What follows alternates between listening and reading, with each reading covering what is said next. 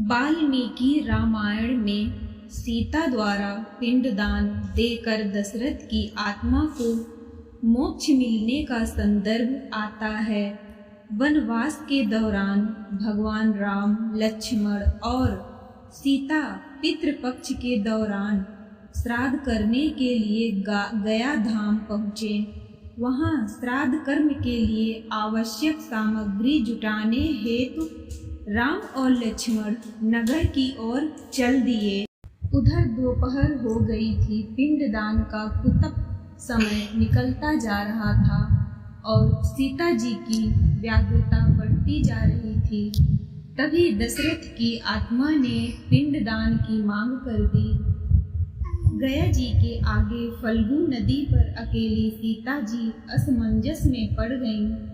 उन्होंने फल्गु नदी के साथ बट वृक्ष, केतकी के फूल और गाय को साक्षी मानकर बालू का पिंड बनाकर स्वर्गीय राजा दशरथ के निमित्त पिंडदान दे दिया।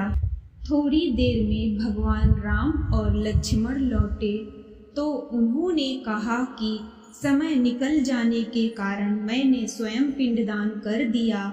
बिना सामग्री के पिंडदान कैसे हो सकता है? इसके लिए राम ने सीता से प्रमाण मांगा। तब सीता जी ने कहा कि यह फल्गु नदी की रेत, केतकी के फूल, गाय और बट वृक्ष मेरे द्वारा किए गए श्राद्ध कर्म की गवाही दे सकते हैं। लेकिन फल्गु नदी, गाय और केतकी के फूल तीनों इस बात से मुकर गए। सिर्फ बट वृक्ष ने सही बात कही। तब सीता जी ने दशरथ का ध्यान करके उनसे ही गवाही देने की प्रार्थना की। दशरथ जी ने सीता जी की प्रार्थना स्वीकार कर घोषणा की कि ऐन वक्त पर सीता ने ही मुझे पिंडदान दिया।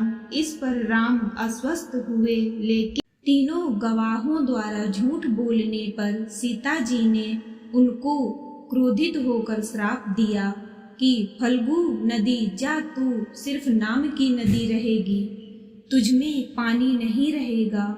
इस कारण फल्गु नदी आज भी गया में सूखी रहती है।